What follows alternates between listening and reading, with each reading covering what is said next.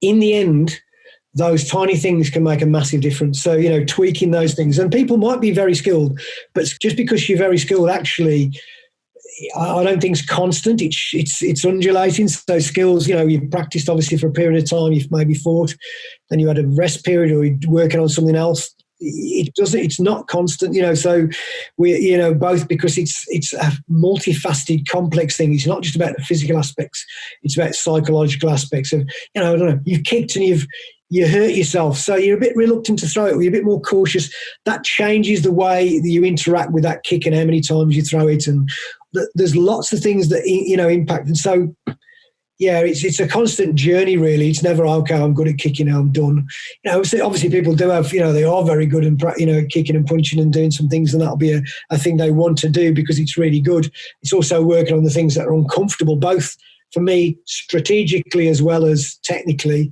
It's working on the things that are uncomfortable as well, because sometimes you can get big gains from changing something small that you're uncomfortable doing. It's difficult because you don't want to do it. You always want to do the things that feel good and that you're good at, and less so the things you're not good at. And so that's always a challenge, but I think an important thing to think about, as a fighter and a coach. It's easy.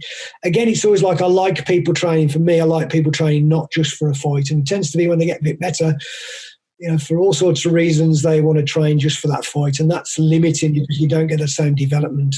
You get less development. So for me, it's a constantly training, exploring, and playing is better than let's just do a 6-week fight camp.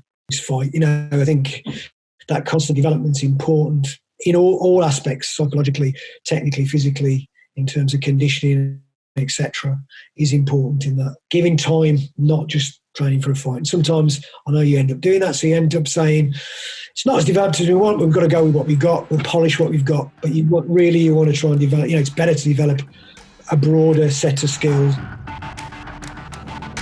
Thanks for listening. If you found this valuable, please like, subscribe, and share with someone else it could help too.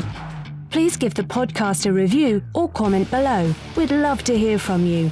As always, you can visit Heatrick.com for more Muay Thai performance podcasts, videos, articles, and guides. Catch you next time.